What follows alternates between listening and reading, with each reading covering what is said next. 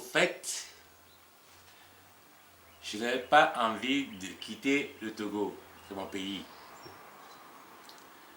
Mais quelques années, une année surtout avant la retraite, j'étais chez moi à l'intérieur, dans ma chambre, un jour, pendant la nuit, et des soldats sont venus casser ma porte pour me tuer. Je ne sais pas pourquoi, je me suis réveillé le lendemain, saignant dans la maison. Ils m'ont tiré dehors, ils m'ont bien battu, pour moi j'étais mort. Mais le lendemain matin, dans la nuit encore, je me suis réveillé dans ma chambre, j'ai vu alors, je ne suis pas mort. Bon. Et j'ai fait un rapport que j'ai envoyé en même temps à mes inspecteurs. Ils sont venus me voir à Ngoatien. Ils ont vu mes blessures, ils ont vu comment je suis. Ils ont demandé, est-ce que vous voulez rester encore à Ngoatien? Je dis non, je n'ai pas envie. J'ai dit non, il faut rentrer encore à Ngoatien. Selon eux, c'est peut-être politique parce que je n'approuve pas beaucoup ce qu'ils font. Pour moi, ce qu'ils font n'est pas bon. Surtout que depuis pratiquement 50 ans, c'est la même famille qui est au pouvoir. Depuis 50 ans, plus que ça. La mère, le père a commencé, et quand il est mort, c'est les fils qui ont pris le pouvoir et ils sont encore là. Mais je trouve que c'est trop de vouloir tuer une personne quand on dit que ce que vous faites, ce n'est pas bon.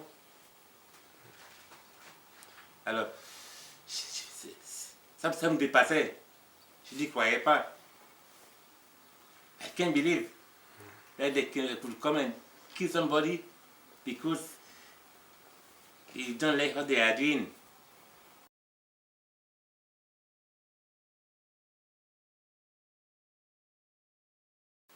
Ah, comment je l'ai rencontré? Ça, c'est la meilleure des histoires.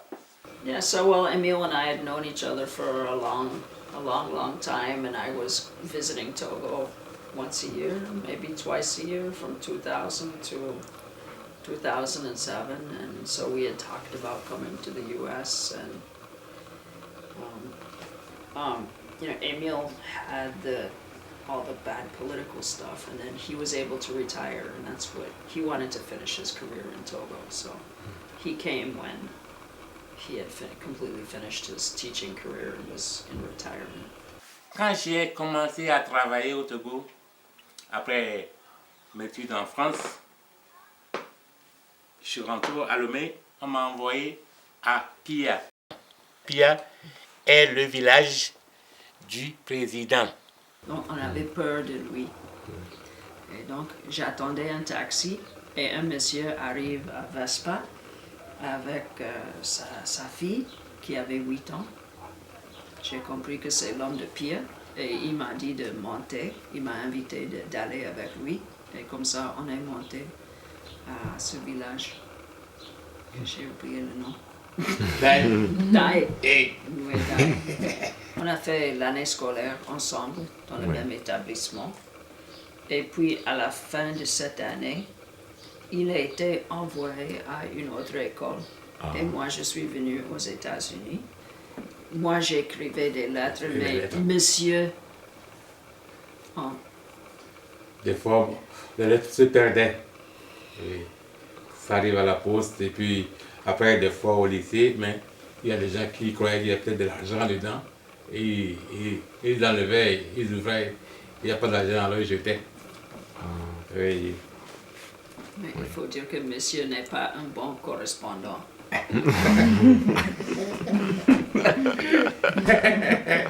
C'est pas vrai, ma chérie. Bon, il faut dire que on avait mis assez de temps pour avoir le permis de mariage. Et puis, il faut dire que c'est une condition d'immigration. On était obligés. Il en avait déjà fait mariage au Togo. Oui. Est-ce que c'est le mariage qui a changé la vie ou bien il est venu aux États-Unis? Ça, c'était un grand changement d'être ensemble après Ah oui. 40 ans de séparation. Il y a 27 ans. 27 ans, oui. Oui. Pour moi, c'est comme c'est. C'est comme c'est une déesse, c'est comme c'est mon Dieu, elle m'a sauvé. Oh oui, ma femme m'a sauvé. Il y a longtemps, j'ai enterré. Oui. Oh, je me sens très à l'aise. Oh, très à l'aise. Oh.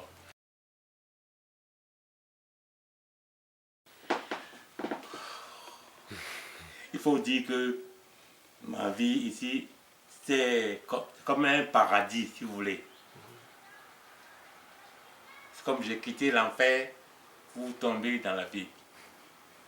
Si j'étais resté au Togo depuis ma retraite, je serais mort très longtemps. Je serais mort. Oh, tel qu'ils m'ont battu, ils savaient que je vais mourir après. Mon Dieu. Oh. Il y a des choses que je voudrais oublier, quoi. Je ne voudrais plus me rappeler de cette histoire. Des fois, quand j'y pense, ça me fait très mal au cœur. Ouais.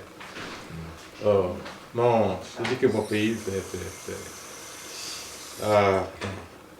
c'est du vrai salaud. Ah, le Togo. Oh.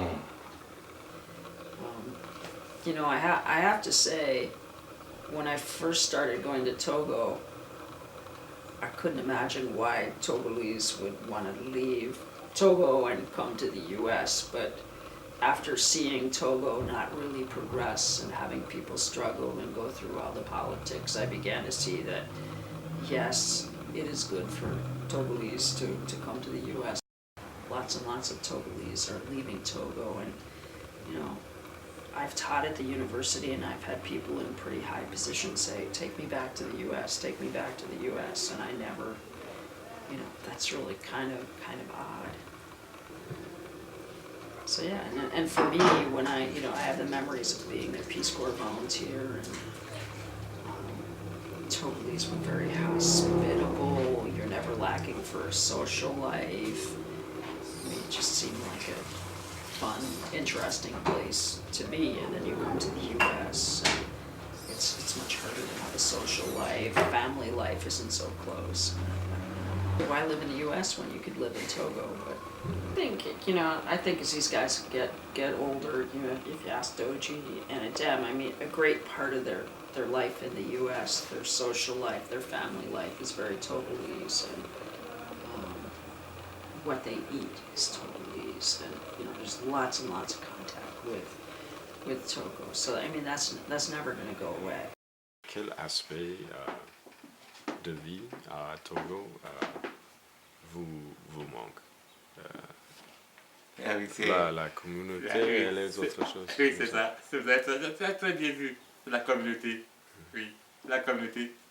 Si on doit vivre seul, ce n'est pas la vie pour moi. Ce n'est pas le fait d'avoir de l'argent qui compte. Non, pour moi, l'argent, c'est rien. Oh, chez nous au Togo, le voisin en face, c'est un frère. Le voisin derrière, on est tout le temps. Et tout le village, on vit en frère, on vit en famille au Togo. C'est comme ça. On se connaît pratiquement tous dans le village ou dans la ville. Ouais. Alors qu'ici, même le voisin, on le connaît à peine. On connaît à peine le voisin qui est là. C'est très différent. Il faut l'avoir sur le plan social, c'est différent chez nous. Il y a une grande différence. C'est dommage. C'est dommage pour moi. Oui, parce que des fois, quelque chose peut arriver au voisin et vous ne savez pas. Alors que vous pouvez aller rapidement le secourir. Vous voyez? C'est très dommage. Oui.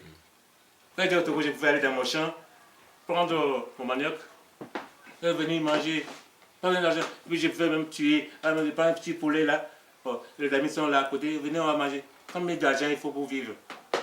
Ce n'est pas beaucoup d'argent qu'il faut pour dire qu'on est heureux. Non, c'est la communauté. Et si on a un peu partagé, quand on vit ensemble, partager le peu qu'on a avec les amis, c'est ça qui est la vie avant la vie, c'est toute la vie. Partager le peu qu'on a avec les amis, pour qu'on soit ensemble. Oui. Pour pouvoir dire que moi je vais garder ça pour moi, pour avoir de l'argent, pour être riche. Riche pourquoi? Riche. Oh. Oui, je suis américain maintenant. Oui, je suis citoyen américain. Oh oui, tout est ici, je suis ici. Je suis américain, point. Oh non. Ouais.